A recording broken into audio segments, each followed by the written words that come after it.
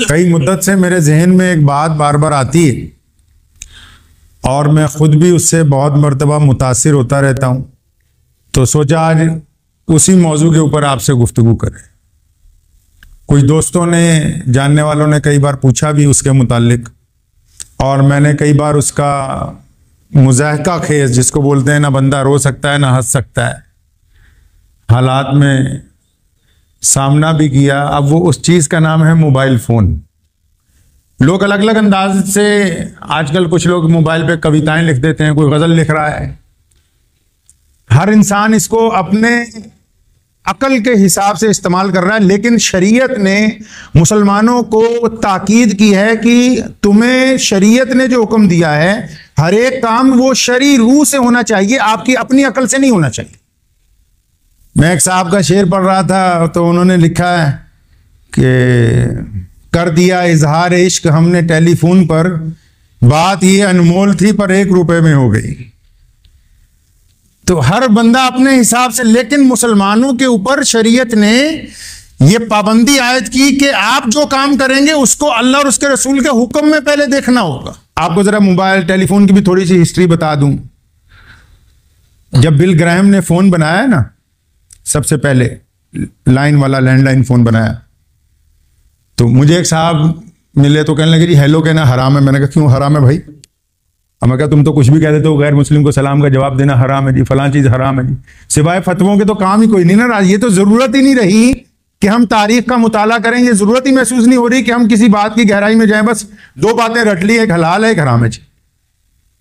लेकिन इस्लाम ने बगैर नुक्ता निगाह के किसी भी चीज के ऊपर फैसला लेने से इनकार किया। हत्ता कि यहां तक रसूलुल्लाह सल्लल्लाहु अलैहि वसल्लम ने फरमाया, अल्लाह ताला ने कुरान पाक में फरमाया, जब खबर देने वाला खबर लेके आए, तुम तक कोई आ जाए, बोले तुम्हारा भाई मार दिया, तुम तक कोई आ जाए, जनाब आपकी चोरी हो गई, आपकी बीवी फलां गलत काम में मुलव्विस है, कुरान ने कहा, मुहम्मद रसूलुल्लाह ने कहा, शरीयत ने कहा, तमाम इम्माए मुज्तहिदीन ने कहा कि पहले जो खबर लेके आ रहा है इसकी भी तस्दीक कर लो कि बंदा ईमानदार है कि नहीं है। वो ये खबर देने वाला बेईमान तो नहीं। ये जिस सोर्स के साथ हमारे तक खबर पहुंच रही है, तो ये जो खबर बयान करने वाला है, ये क्या 5 वक्त का नमाजी है, ये मुत्तकी है, ये परहेजगार है, क्या इसका भी पता है कि ये झूठ तो नहीं बोलता?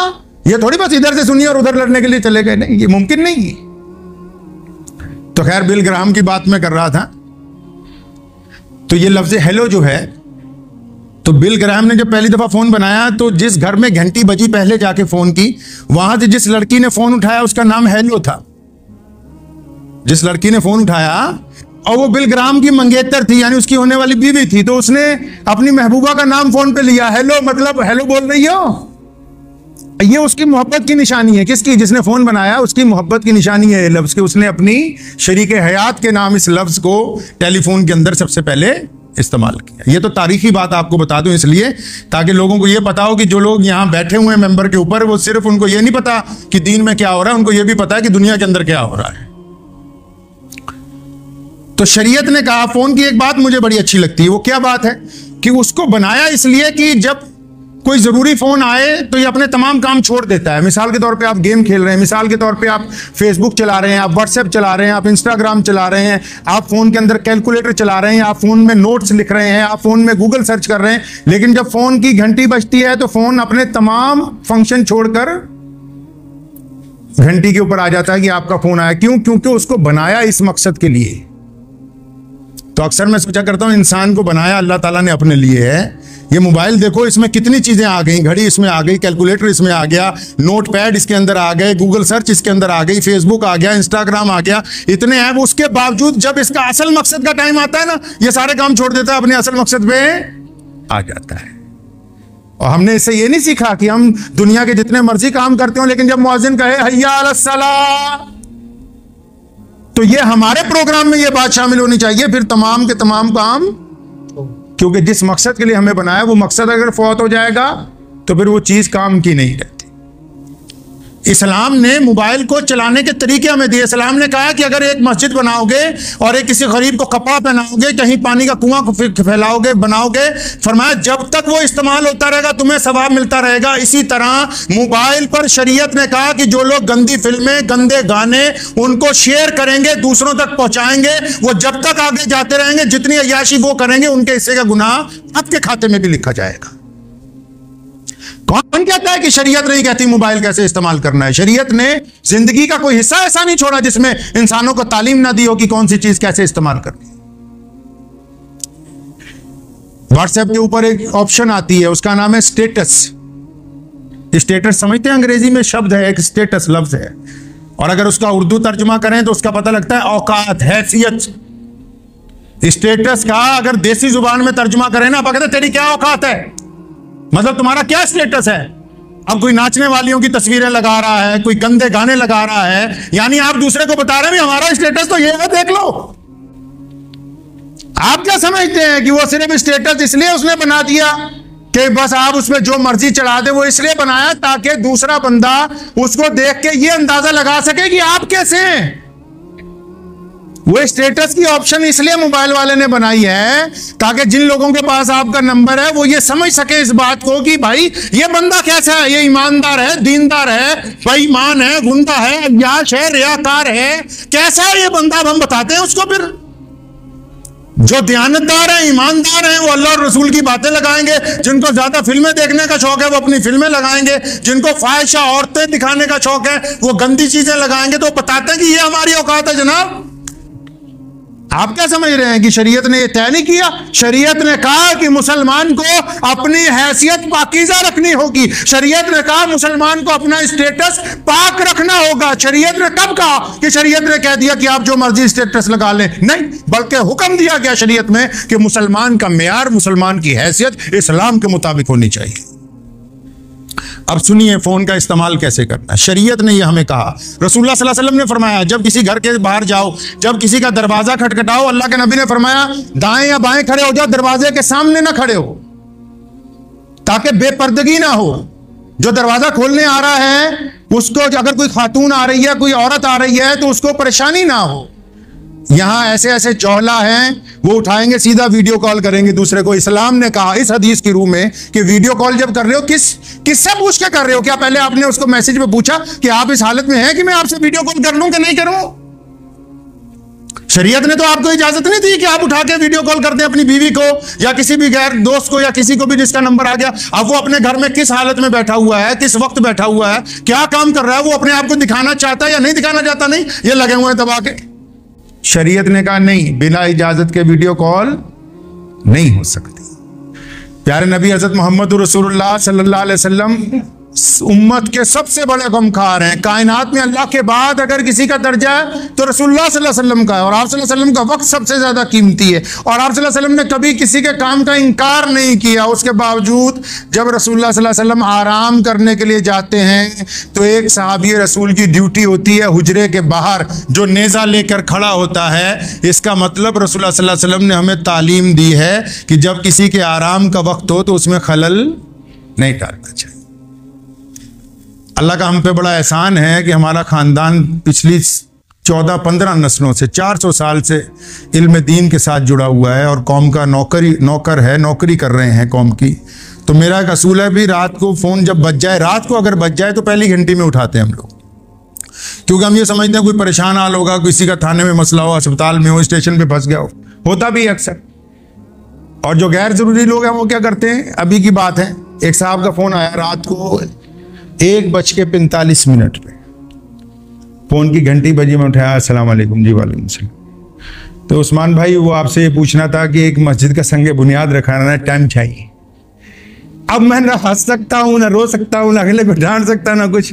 मैंने गाड़ी देखी इत्मीनान से, मैं कहा जी अभी रखवाना है, अभी रखवाना चाहते हैं तो आप अंदाजा लगाएं कि बैठे होंगे कहीं इकट्ठे होकर मशवरा करते करते 2 बज गए। उन्होंने कहा नहीं अभी पूछ लो भाई।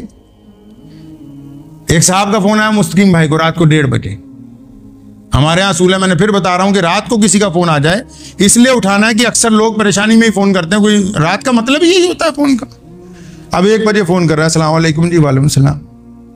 कि जो भाई मैंने सोचा राशन कार्ड बनवाना था, आपसे पूछ लूं। आप अंदाजा लगाइए भी रात को 1 बजे राशन कार्ड बनवाना है। ठीक है, नौकरों की भी कुछ रियायतें होती हैं, अगर कोई कौम का नौकर है तो उसके साथ भी शरीयत ने कोई रियायतें दी होंगी कि अगर इमरजेंसी पड़ जाए तो रात को 2 बजे उठा के खड़े कीजिए। दीनदार लोगों की सुन लो, और सुबह फजर में ही फोन करने लगेंगे दूसरों को। अब जो नहीं उठा रहा अपने पास से बैठे फतवे दे रहे हैं, अच्छा फजर में उठाया नहीं फोन, सो रहा होगा ये मौलवी। अल्लाह अकबर। रसूलुल्लाह ने फरमाया सबसे बड़ा कुफर बदगुमानी है।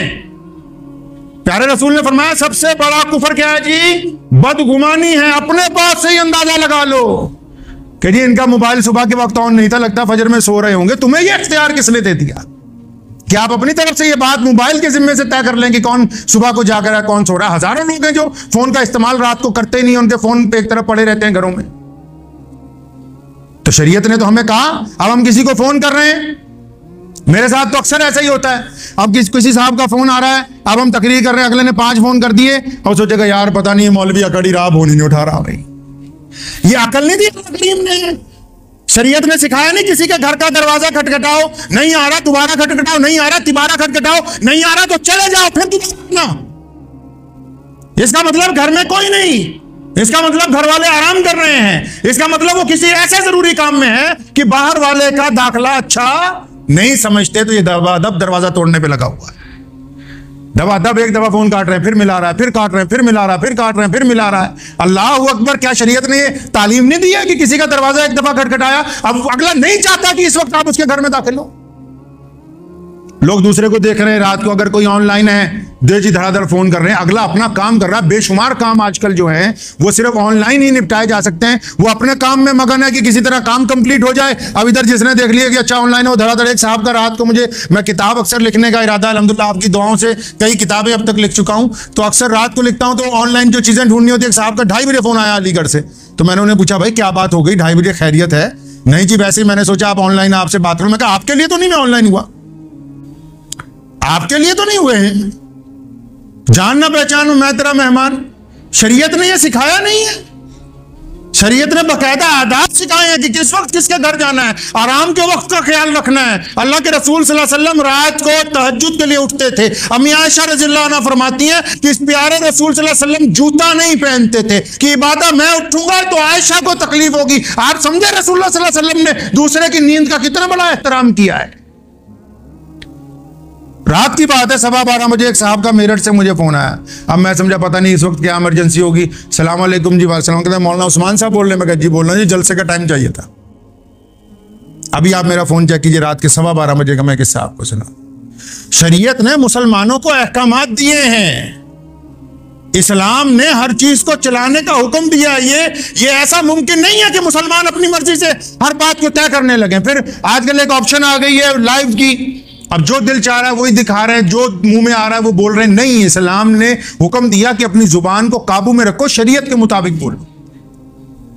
ये बात तय होनी चाहिए कि आप सच्चाई दिखा रहे हैं कि झूठ दिखा रहे हैं। झूठ दिखाने वाले जब तक वो झूठ चलता रहेगा गुनाह मिलता रहेगा। आज बड़े बड़े टीवी चैनल झूठ बोल रहे हैं, लोग उनको बाहर में बुरा कह रहे हैं, तो क्या फायदा? पता है कि इज्जत जो है नीलाम हो जाएगी आप अगर कोई गलत काम करेंगे। और खासकर मुसलमानों को कहता हूं, फेसबुक पे व्हाट्सएप पे लोग मशहूर होने के लिए किसी दूसरे मजहब के खिलाफ लिखने लगते हैं, किसी मजहबी शख्सियत के खिलाफ लिखने लगते हैं। वो आपको आपकी हैसियत जताती है ये चीजें कि आपकी ज़हनियत कैसी है। आपका फेसबुक अकाउंट, व्हाट्सएप का स्टेटस ये तय करता है कि आप क्या हैं। आपके दिल में नफरत है कि अच्छाई है, आप इंसानों के लिए खैर खां है कि इंसानियत के दुश्मन है, यह आपका मोबाइल तय करता है। मैंने अपने कई अजीज हमारे जानने वाले बड़े पुलिस अफसरान, उनको अपना मोबाइल देखा कि देखो जरा इसमें कि पासवर्ड नहीं लगा, जरा खोलो व्हाट्सएप, क्या इसमें किसी मजहब के खिलाफ कोई बात मिल जाए तो मुझे भी बताओ। ये क्या बात हुई कि हम चोरी छिपे लोगों के मजहब के खिलाफ पोस्टें डालते रहे और जब वो हमें मिल जाए तो फिर गले मिलते रहे। दोगले इंसान की शरीयत के अंदर कोई जगह नहीं। इस्लाम ने मुसलमानों को पाबंद किया है हर उस काम के लिए जिनका ताल्लुक जिंदगी के साथ है। ये अपने ज़हन में रखें कि अगर आप मोबाइल चला रहे हैं तो उसको शरीयत के हुक्म के मुताबिक चलाना। अगर आप मोबाइल को शरीयत के हुक्म के मुताबिक नहीं चलाते, अपनी मर्जी से चलाते हैं, सैयदना इमाम हुसैन रज़ियल्लाहु ताला अन्हु से किसी ने पूछा था, जनाब मुत्तकी बंदा कौन सा होता है, परहेजगार कौन होता है, अल्लाह का अच्छा बंदा कौन होता है, आप नेकोकार किसको समझते हैं? तो नवासे रसूल जिगर गोशा बतूल इब्ने अली करमुल्लाह वजहू हज़रत इमाम हुसैन रज़ियल्लाहु ताला ने फरमाया था, ऐदा दा नहीं जो शक्ल सूरत से बहुत बढ़िया मुसलमान नजर आता हो, वो नहीं। फरमाया जिसकी तन्हाई पाक होती है वो अल्लाह का वली होता है, जिसकी तन्हाई पाक होती है, जो अकेला होता है, जब घर में, जब कमरे में अकेला होता है, जब बिस्तर पर अकेला होता है और फिर उसके दिमाग में कोई बुरा ख्याल आता है तो अस्तगफार पढ़ता है। अगर वो अकेले में मोबाइल पे गंदी चीजें देखता है, अगर अकेले में मोबाइल पे गंदी चीजें तलाश करता है और फिर उस गंद को अपने दोस्तों के साथ शेयर कर रहा है, तो इसका ईमान अभी कामिल नहीं हुआ। पीर वली जो है वो शक्ल सूरत से नहीं बनते, उनकी पहली दलील ये होती है कि उनकी तन्हाई पाक होती है। जरूरी तो नहीं है भी वली बनने के लिए पगड़ी सिर पे बांधी हो, वली करने के लिए चिट्टे कपड़े पहने हो, वली की लंबी दाढ़ी हो, ये जरूरी तो नहीं है। और शरीयत में ये पाबंदी तो नहीं लगाई गई। एक रिक्शा चलाने वाला भी वक्त का कुतुब और अब्दाल हो सकता है, पल्लेदारी करने वाला भी बहुत बड़ा अल्लाह का वली हो सकता है। जिनकी तन्हाई नापाक है वो किस तरह कह सकते हैं कि हम अल्लाह के वली हैं, हमारी दुआएं कबूल हो जाएंगी। और आज के वक्त सबसे बड़ी मुसीबत ही मोबाइल है। साथ में तन्हाई में हर बंदा सोच रहा है कि मैं इससे गुनाह कर लूं, मैं इससे गुनाहों को देख लूं। वो एक मिनट की लज्जत हमारे ईमान को छलनी कर रही है, हमारे ईमान को जाया कर रही है, हमारी नेकियों को तबाह कर रही है। और हासिल कुछ नहीं हो रहा, हासिल कुछ नहीं हो रहा।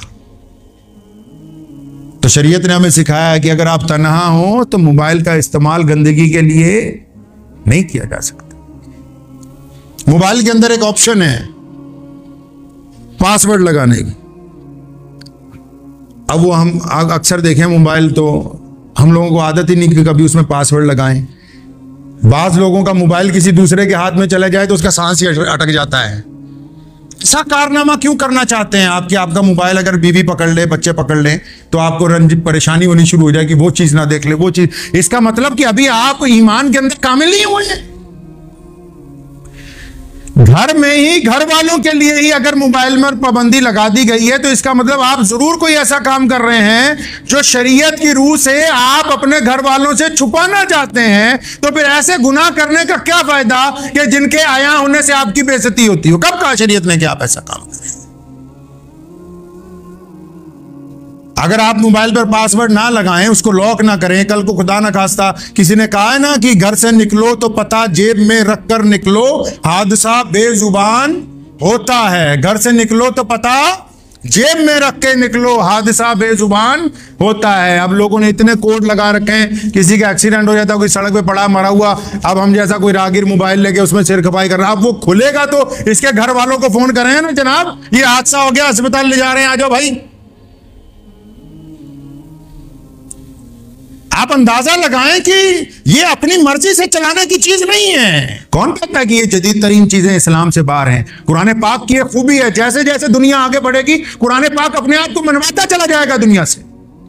यही तो बात है कि दुनिया की बड़ी बड़ी हुकूमतें इस्लाम के मुखालिफ होने के बावजूद रोजाना इस्लाम में नए लोग कलमा ला इलाहा इल्लल्लाह मुहम्मद रसूलुल्लाह पढ़ के शामिल होते हैं। यही तो इस्लाम की खूबी है। इस्लाम अपनी इमारतों की वजह से, इस्लाम अपनी दौलत की वजह से, इस्लाम अपने खूबसूरत लोगों की वजह से, इस्लाम अपनी अफरादी कुव्वत की वजह से, इस्लाम अपने लबो लहजे की वजह से दुनिया में मशहूर नहीं है। इस्लाम अपने ठोस बुनियादी अकायद की वजह से दुनिया में। तो हम जो इस्तेमाल कर रहे हैं, अब कई लोगों को बदगुमानी, अब मोबाइल नमाज में किसी का बच जाता है। अव्वल तो बहुत सारे लोग कोशिश करते हैं नमाज में मोबाइल ना लेके आए, जो ले आते हैं वो साइलेंट कर देते हैं। अब नमाजी का ईमान देखिए, हमने नियत बांधी, अब किसी एक बंदे का मोबाइल बच गया। अब जिस बंदे का मोबाइल नमाज में बच गया वो तो शर्मिंदा हो रहा है दिल में कि यार ये गलत टाइम पे इसकी घंटी बच गई। ठीक है जी, अब वो साथ वालों का ईमान कैसे नापा जाएगा? उसको तो शर्मिंदगी हो गई, वो तो चलो अल्लाह के हुजूर पास हो गया, चाहे घंटी बच गई। साथ वाले अगर ये सोचते हैं कि सलाम फेरने के बाद इसका रगड़ा फेरेंगे, सलाम फिरने के बाद इसे बताएंगे कि तू मस्जिद में मोबाइल तेरा बजा कैसे। आप सोचिए, नमाज भी पढ़ रहे हैं और भाई की दुश्मनी का इरादा भी कर रहे हैं। नमाज की नियत बांधी हुई है और दिल में नफरत का इरादा भी पूरा। अब ये नफरत वाले सजदे कैसे कबूल होंगे? शरीयत ने कहा, हुजूर नबी अलैहिस्सलाम का कायदा था, कभी किसी काम में जल्दबाजी नहीं की। हज़रात सहाबा किराम रज़ियल्लाहु तआला अजमईन फरमाते हैं कि एक मर्तबा की बात है कि प्यारे नबी सल्लल्लाहु अलैहि वसल्लम फजर की नमाज के लिए आते हैं तो बिलाल गायब होते हैं रज़ियल्लाहु तआला। फरमाते हैं कि हम लोग भी टाइम पे पहुंच जाते हैं, अब बिलाल आए तकबीर कहें तो रसूलुल्लाह मुसल्ले पर जाए। पढ़िए कभी बुखारी और मुस्लिम को उठा के। लगातार कई दिन तक हज़रत बिलाल 5 मिनट लेट, कभी 10 मिनट लेट, कभी 15 मिनट लेट, कभी 2-4 मिनट लेट, बाद में आते हैं दौड़ते दौड़ते और आते हुए तकबीर कहते हैं, तब जमात खड़ी होती है। रसूलुल्लाह सल्लल्लाहु अलैहि वसल्लम ने कभी नहीं पूछा कि बिलाल कहां देरी हो गई। आजकल तो अगर इमाम 1 मिनट लेट हो जाए है जी, और या मुअज्जिन 1 मिनट लेट हो जाए तो बस, तो मस्जिद कमेटी वाले तो ऐसे तूफान उठा लेंगे जैसे पता नहीं बहुत बड़ी कोई हादसा ही हो गया, क़यामत ही आने वाली थी 2-4 मिनट में। ये भी क़यामत आने से पहले पहले नियत बांध लेते तो शायद बच जाते। अबू बकर रज़ियल्लाहु अन्हु ने एक दिन पूछा, बिलाल आजकल कहां लेट हो जाते हो? सैयदना बिलाल की आंखों में आंसू आ गए। फरमाया, अबू बकर आप तो जानते हो, जब मैंने रसूलुल्लाह सल्लल्लाहु अलैहि वसल्लम के हाथ पर ईमान कबूल किया तो ये फातिमतुज़ ज़हरा छोटी सी थी, ये मेरी खिदमत के दौरान ही बड़ी हुई और मेरे सामने ही इनका निकाह हुआ। अब इनके 2 बच्चे हैं, हसन और हुसैन। मैं देखता हूं कि रसूलुल्लाह सल्लल्लाहु अलैहि वसल्लम की बेटी परेशान हो जाती है काम में। सुबह सुबह जाता हूं तहज्जुद पढ़ के, आवाज देता हूं कि पर्दा कर लें, घर का सारा काम निपटाता हूं तो बाज़ औक़ात थोड़ी देर हो जाती है वापस आते आते। शरीयत ने असूल ज़वाबित तय किए हैं। मियां साहब, ये जब मैं इसको झूठ बोलने की मशीन कहता हूं, किसको? मोबाइल को। ये जो झूठ बोलने की मशीन हमने रखी है ना अपने हाथ में, इसको आप काबू में रखें। सकरात बहुत बड़ा आलिम दीन था, उसके सामने एक आ गया जो कि एक दिन उसने सकरात को देखते ही कहा, कहता यार तेरे होंठ ऐसे लगता है जैसे तू झूठ बोलने वाला है। जितने चेले थे खड़े हो गए मारने के लिए। कहता ये कैसे कह सकता है? कहता यार तेरे सिर की बनावट ऐसी लगती जैसे तू बगावत करने वाला है। कहते यार तेरे हाथ देख के ऐसा लगते हैं जैसे ये किसी डाकू के हाथ हों। तो वो हंसते रहे, उसको कुछ इनाम दिया, चले गए। चेलों ने कहा जनाब आपकी बुराई भी करता रहा। फरमाया नहीं, ये जिस्म की जो लबो लहजे हैं, जिस्म की जो शनाख्त अल्लाह ने बनाई है उसके मुताबिक बता रहा था कि ये ऐसे होंठ तो फलां के होते हैं, ऐसा सिर फलां का होता है, लेकिन ये मेरे कमालात को नहीं देख सका। मैंने अल्लाह और उसके रसूल के हुक्म के मुताबिक झूठ बोलने वाली जुबान और होठों को अपने काबू में करके नेकी के रास्ते पर लगा दिया। ये उस चीज को नहीं देख सका कि ये सही कहता है कि इसका सिर ऐसा है कि ये बगावत कर सकता है, लेकिन मैंने अल्लाह और उसके रसूल के मुताबिक इसको रसूलुल्लाह का वफादार बना दिया। ये इस कमाल को नहीं देख सका कि ये हाथ वाकई इस साख्त के बने हुए हैं कि ये जुल्म कर सकते थे। मैंने अल्लाह और उसके रसूल के हुक्म के मुताबिक इसको इत्तबा और फर्माबरदारी करने वाला था। तो ये अगर मशीन बनी गई है फायदे के लिए, तो अगर आप चाहेंगे तो इसको फायदे के लिए इस्तेमाल करें।